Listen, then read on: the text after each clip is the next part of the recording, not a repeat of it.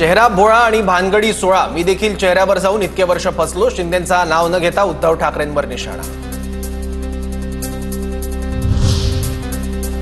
संघर्षाची व्याख्या म्हणजे नारायण राणे. उदय सामंतांचं वक्तव्य. कार्यकर्त्यांना नारायण राणेंसारखं वागण्याची सामंतांची विनंती.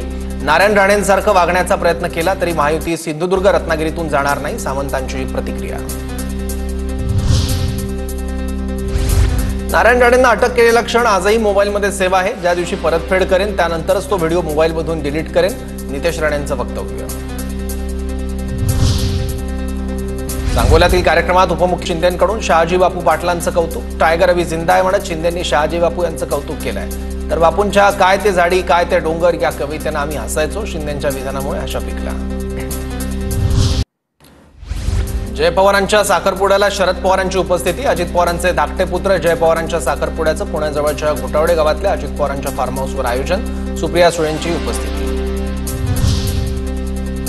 काहींना जिवंत राहण्यासाठी वोट जिहादला जिवंत ठेवण्यासाठी असं वागावं लागतं. अबू आझमीवरील प्रश्नावर भाजप नेते किरीट सोमय्या यांचं उत्तर.